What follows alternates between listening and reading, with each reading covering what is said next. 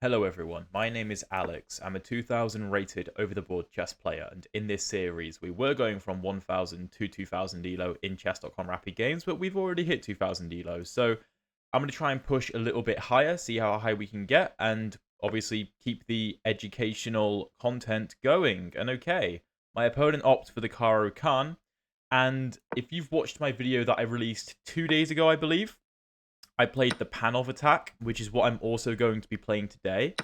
The vast majority of Caro Kann players, I think, really struggle against the Panov because it basically takes Caro Kann players completely out of the realms of normal Caro Kann play. And my opponent plays the move e6, which it's an okay move, but like it kind of goes against the principles of the normal Caro Kann, being that when you get this kind of structure, the point is to get your light squared bishop outside the pawn chain and then lock it shut with e6. My opponent voluntarily locks the pawn chain shut, and this is, it's a fine line. Like, this is theory. I don't know the theory all that well, but I know this is a perfectly reasonable position. But obviously, Black has made a concession with the fact that his bishop can't get out. And now, okay, we have a few options. We could go bishop to g5, applying pressure to this knight.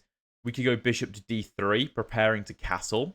If I do go bishop to d3, there's a good chance my opponent will then take on c4, and after bishop takes c4, he'll claim that we've wasted a move, right?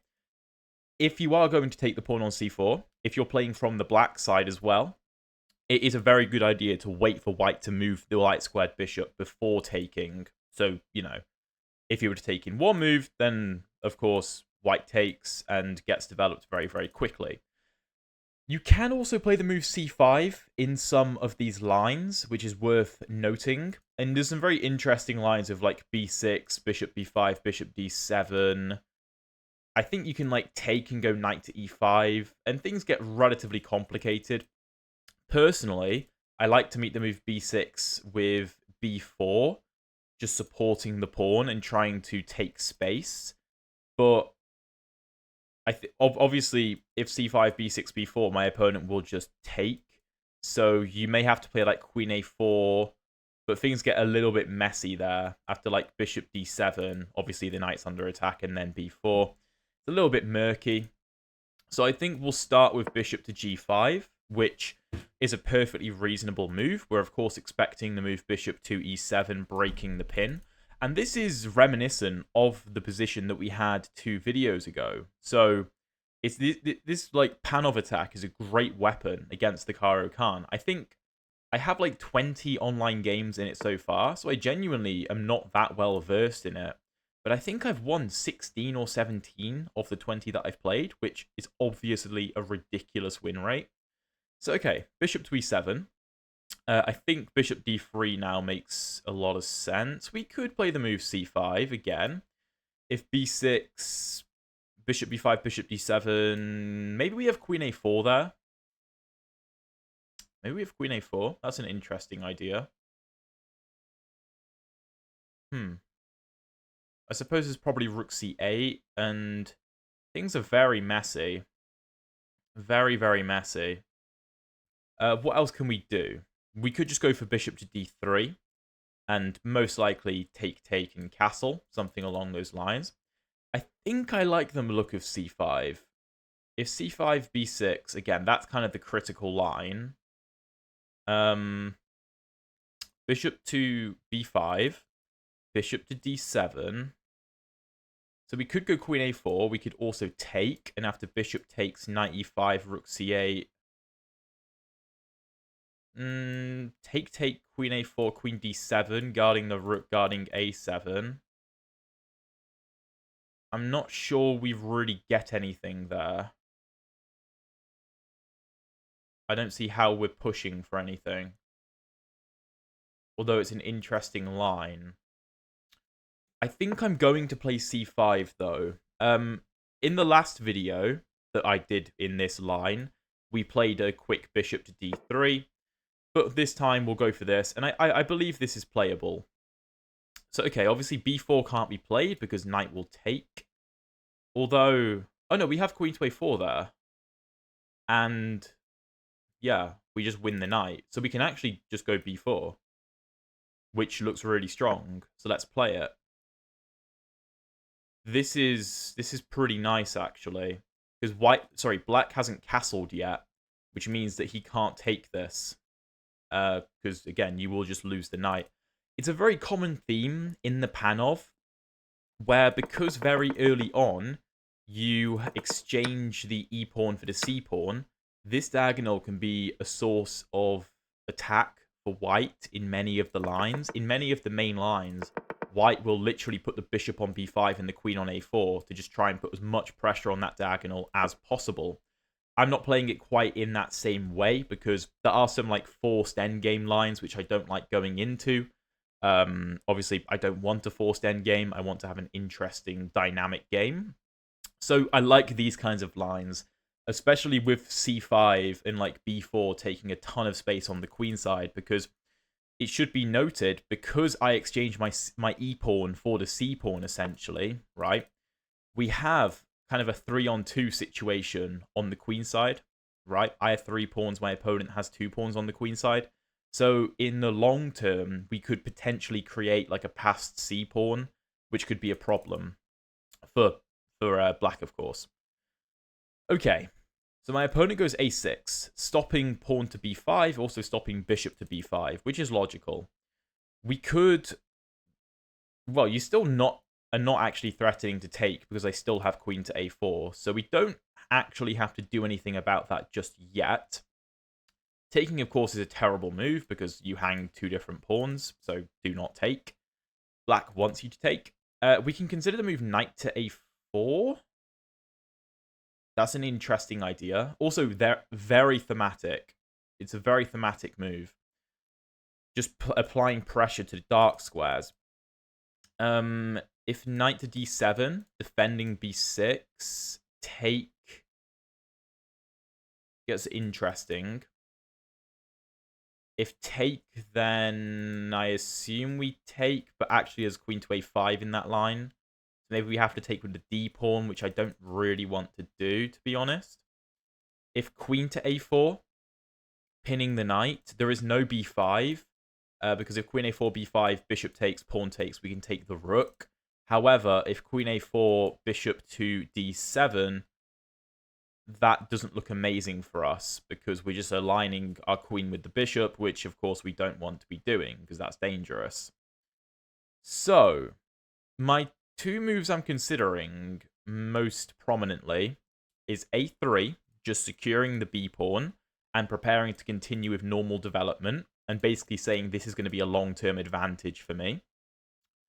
Or going a4, trying to push b5 and c6 in the long run. Which would work, except I think black can just take on b4. So I think a3 is probably the easiest move to play. Again, I'd like to play queen a4, but bishop d7 seems to counter that. And I want this bishop to be passive. I don't want it to actually play a role in the game by, being a nuisance against my queen. By building my pawns in this manner, again, it is kind of a 3-on-2, 4-on-3 situation. If this exchange happens, it could even be a 3-on-1. Okay, h6 played. We could retreat to h4. We could retreat to f4. Both are viable. The question is, which diagonal would we rather be on? If bishop to f4, we have to consider knight to h5, chasing the bishop. Which I don't know if I want to really allow. There's the interesting knight e5 there, where if takes, we fork the queen and the bishop, but that also seems unnecessary. I think I'm going to go bishop to h4. And if g5, then I'll go bishop to g3, and if knight to h5, you can get my bishop if you want, but I'm going to claim that you've massively weakened your king side, and that I will be able to attack my opponent on the king side and on the queen side in that scenario. My bishop, I think, clearly wants to come to the d3 square. I think that much is obvious. What you do have to watch out for in some of these lines is trying to stop black from playing the move e5, and undermining the d pawn, which is protecting the c pawn. Obviously, the c pawn is kind of the linchpin of this position. If this c pawn were back on like c2, we're probably worse. But on c5, we have a big space advantage, which is the reason why we are most likely better in this position, at least from a practical perspective. Yeah, I think bishop d3 is fine. The only downside of bishop d3 is our queen no longer defends d4. However, obviously we do have bishop to h7 tactics if our queen really needs to access the d4 square. Like, somehow, let's say this queen ends up here. You know, we can check and pick up the queen. Obviously, if the knights trade themselves off as well, which is a common tactical idea, but I don't think it will happen in this scenario. If I get more time to do what I want, I'll probably castle, put a rook on e1 to help monitor the e5 square. And again, if you've seen that video from 2 days ago, I think it's called 99% of Caro Kann players don't know this opening, something along those lines. Again, this is I play the Panov in that game. And in that particular game, the pawns got traded on c4, but the rook on the open e-file was a massive, massive benefit and kind of helped us to formulate a winning tactic in the middle game. By the way, if you're enjoying the video so far, hopefully you're finding this educational. Please drop a like and subscribe if you haven't already. I'd really appreciate it. And now we need to consider what we're going to do, because my opponent takes on c5, which is a big, big decision. Now, we could take with the d-pawn, which has the benefit of keeping this diagonal closed, which might be a problem if we go for this line, maybe. However, the d-pawn becomes a passed pawn, and my opponent could start rolling the pawns in the center. I obviously lose control of e5. So if d takes c5, e5 could be played, d4 could even be played. That looks very uncomfortable. So I think I should probably take with the... Yeah, I should probably take with the b-pawn. My opponent may try and go e5 to undermine the d-pawn, which is protecting c5. Like I said, that's a very common idea in these lines. I think I'm okay if e5 happens, because I can always take with the d-pawn with an attack on the knight, so there's no time for taking on c5. We could throw in a move like queen e2 to exert further control over e5 if we need, so that if like e5, knight takes, queen takes, the d-pawn can maintain defense of c5. Queen a5 was the move that I was checking in my calculation, just because it pins the knight, and that's potentially an immediate problem. But queen a5, I think we can just meet with queen to d2, breaking the pin, developing the queen, preparing to castle. That looks fine. And you could argue the queen is exerting pressure on c5, which it is, but again, I just need to stop the move e5, and then I should be fine. Very interesting position, though. It's very reminiscent of like how a lot of Panov positions will turn out if the move c5 is played. And my opponent is fighting back against it pretty well. Like, he's trying to create a little bit of chaos on the queen side. He's clearly got the idea of e5 in the back of his mind, and he's potentially trying to overload my d-pawn, which is a very good idea. Because if this c-pawn lasts for too long, and I can start consolidating, I don't know, maybe even playing moves like rook to b6, maybe even getting knight to b6 in, castles rook e1, maybe bishop to g3 to lock down the e5 square, then you can see how things could start to get really, really uncomfortable for black. Because, you know, let's say bishop g3 is played, for example. That means there's no rook b8. You also can't go bishop d6 to challenge my bishop because I'm locking down that square. There's no e5 because I'll be controlling that square very, very nicely. So you can see how things can start to get very uncomfortable if black takes too long about this position. Like, let's say black plays a move like bishop to d7. Typically, you wouldn't call that a mistake because he's just developing a bishop, right? And defending a weak knight. But I think that that would be completely the wrong idea in this specific scenario, because time is very much of the essence. Now, the computer may disagree. The computer may say, oh, bishop d7 is fine. Black can just keep developing, go rook b8 or something. And yeah, black can keep fighting. And maybe he can. But we shouldn't take the engine at its word all the time. You need to factor in the human elements. Like, obviously, time is an element. Not only time on the clock, but like time in terms of how long it takes you to get your pieces out and stake a claim in the center of the board, that kind of thing. You also have to think about like aesthetics. This is something that I've come to realize is actually quite important recently in chess. And what do I mean by aesthetics? I mean like how the position aesthetically looks. Like, this looks very cramped for black. And when a position looks cramped, it makes it more likely that the other player might do something erratic because they feel claustrophobic, right? Don't underestimate the power of emotions in chess. A5 is played, and I think the point of A5 should be obvious. My opponent wants to go bishop to A6, otherwise why did he play A5? Clearly he's not trying to fight for B4. And he's trying to trade off his bad bishop for my good bishop, which makes sense, but again, I think it's a bit slow.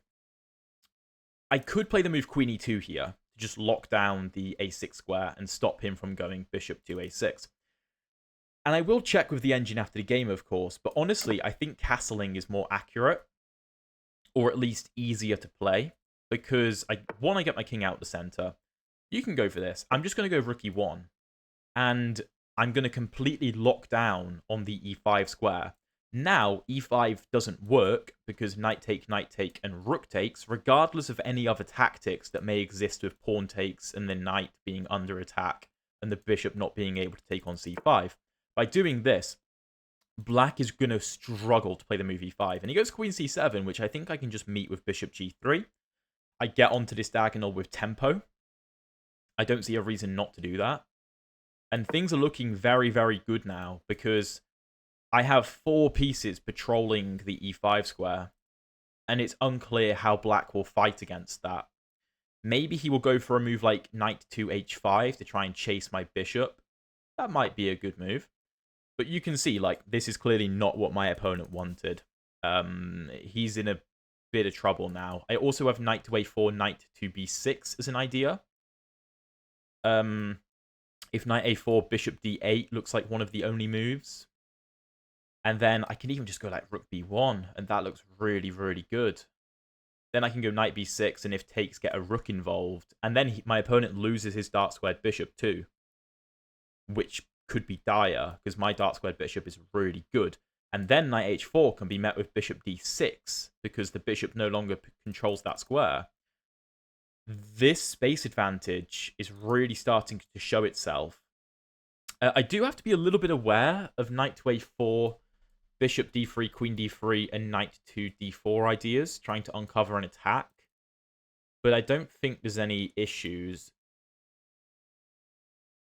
Knight a4, knight d4. Is that a line? Knight d4, bishop d3, knight b6. The queen can't come to b5 to protect the bishop because the knight controls that square. Interesting. I could play a4 and try and go knight b5. That's also another option. I could start with rook b1 as well, because, I mean, my opponent can't challenge me on the b file. That might be the safer bet. I want to make knight a4 work, though, because, again, bishop to d8 to rook to b1 looks very strong. If knight a4, bishop d3, queen d3, knight d4 doesn't work, so I'll take and defend. If knight a4, knight d4, I can't throw in... Oh, I can throw in knight b6, actually.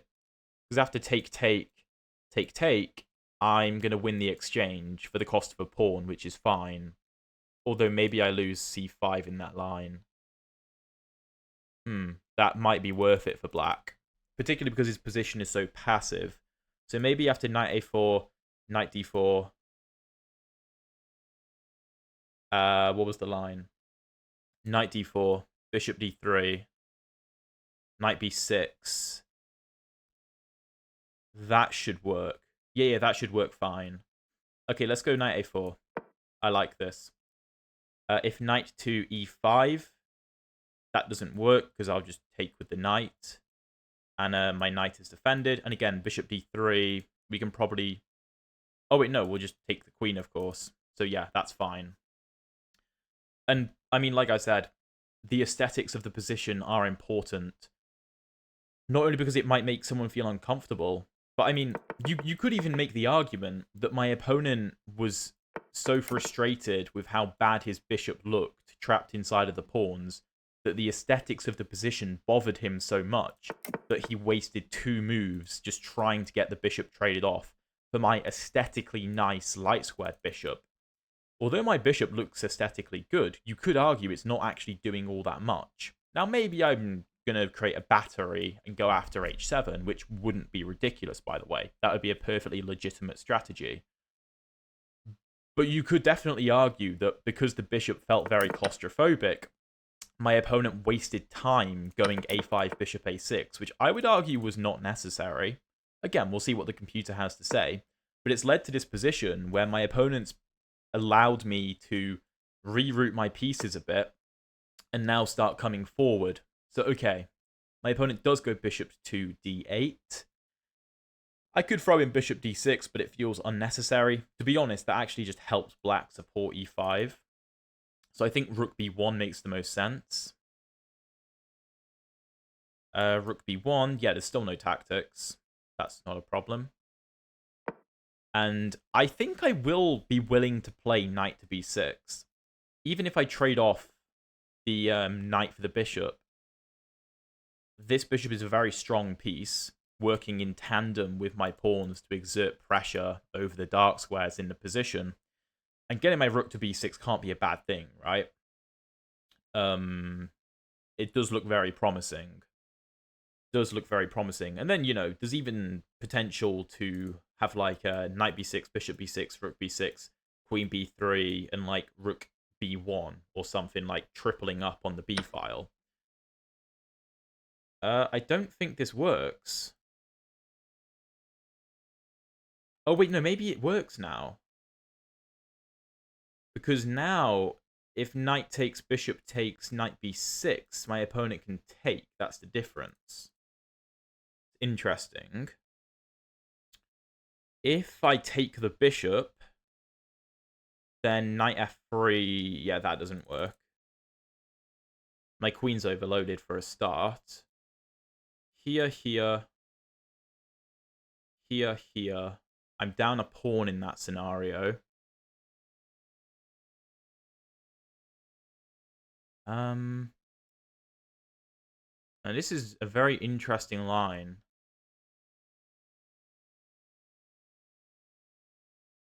The game, I know I'm going down a pawn there, but it's not actually that simple. I have moves like b6 at the end of the line, trying to go c7, and the queen doesn't have any moves.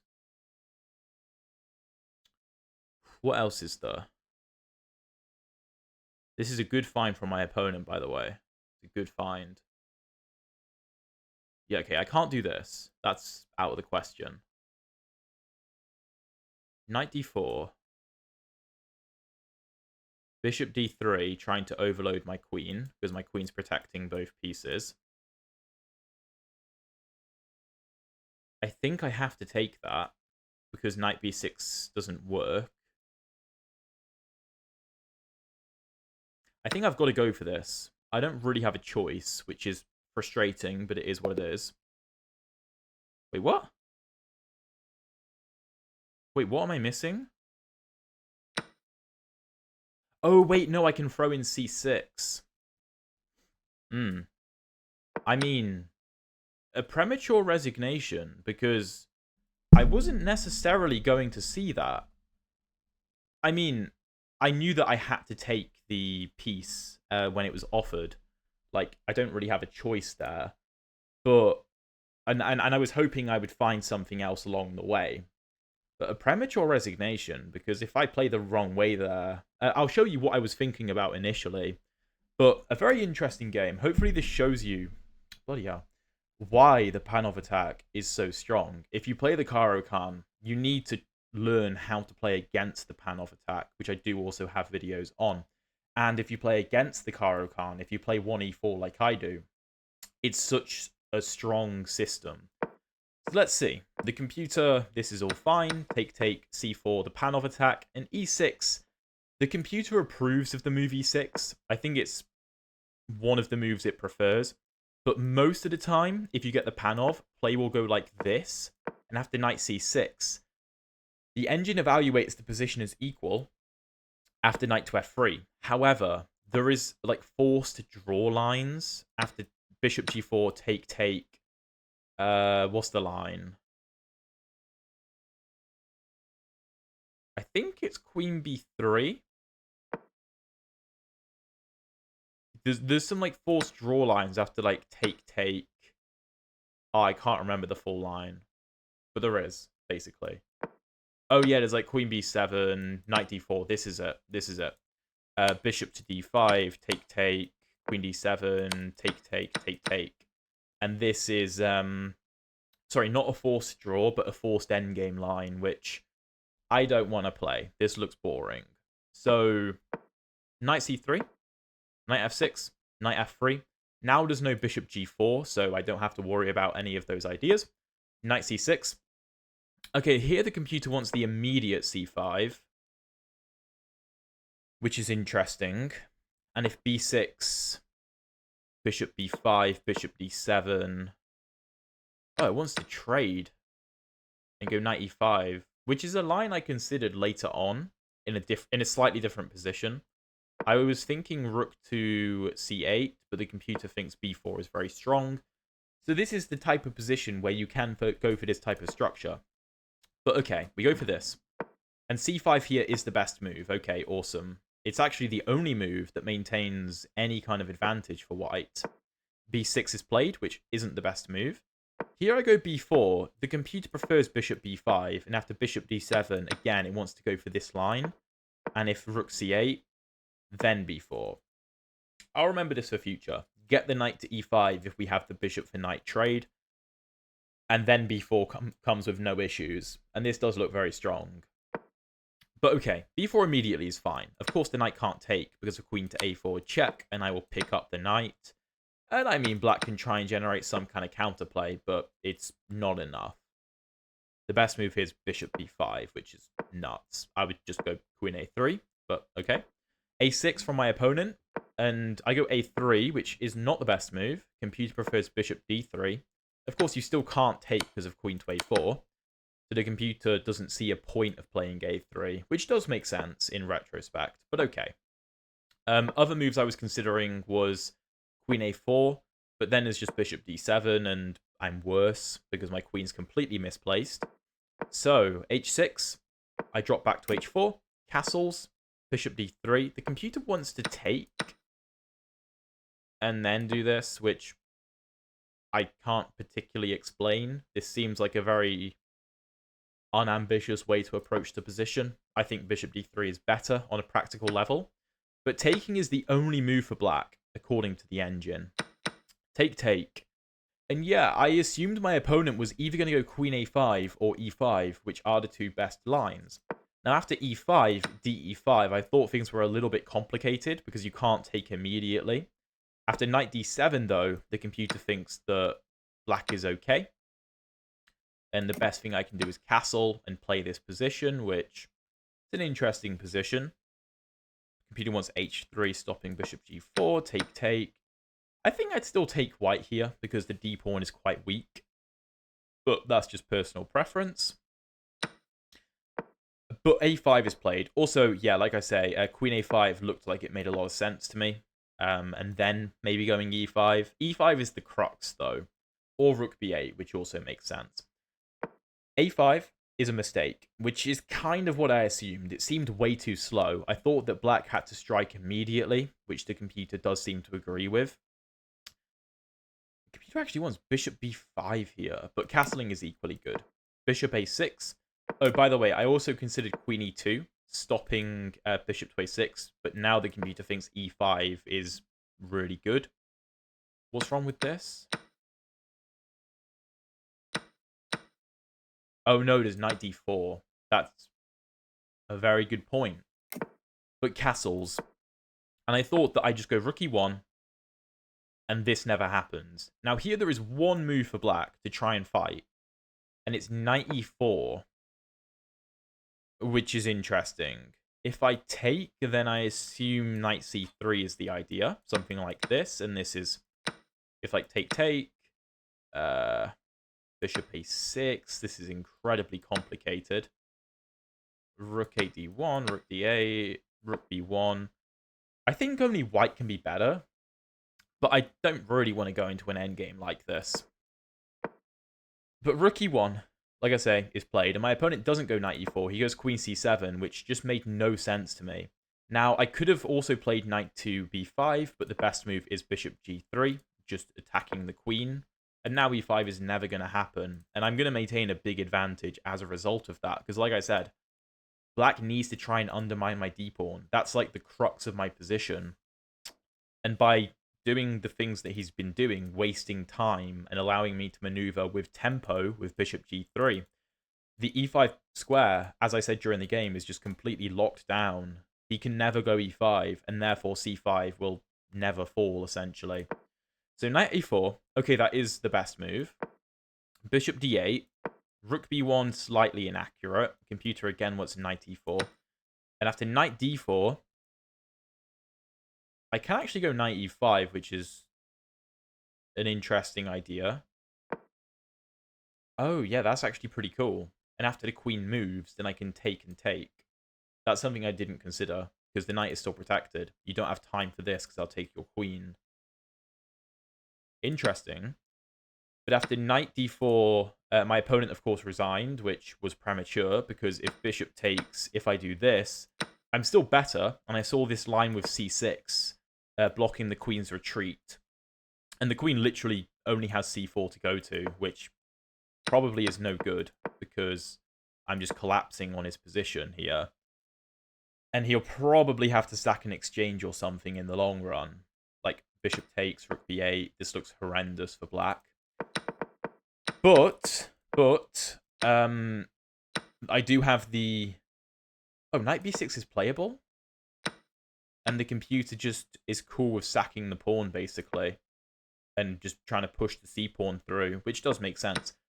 But like I said, we have c6. And had my opponent had continued the position, I hope I would have seen this, because obviously looking from this position, it looks dead obvious that c6 is played, hitting the queen and stopping this. From back here, a little bit harder to see, because there's just more things going on, right? My knight isn't yet controlling this square, so it's a bit harder to see. But there was no guarantee I would have seen it. If I do see it, again, the game is over. The queen has to move, I take the bishop, and I'm up a full piece for a pawn. And my c-pawn is still really, really dangerous. But yeah, hopefully you guys enjoyed this video and can incorporate the Panov Attack into your own repertoire. And for those of you who do play the Caro Kann, which I know is a lot of you, including myself, be aware of the Panov and try to learn the ideas from the white side so you can better play against it from the black side. Personally, against the Panov, I do have some videos on my channel in the Panov. I like to play against like the main line, the G6 variation, which I have really, really good results in. And the whole point of it is you can see how the pieces start to kind of collapse on the d4 square. In a lot of lines, d4 will fall and you can win a pawn, especially since this is the main line. The d-file opens, the diagonal opens. You can see how this can go very well for black very quickly. But anyway, if you guys want to see me play the Panov Attack in another video, in a different context, check out the video up here. It's a pretty good one. And if you want to see the previous episodes of the speedrun, check out the playlist down here. Thank you very much for watching, and I'll see you in one of those videos.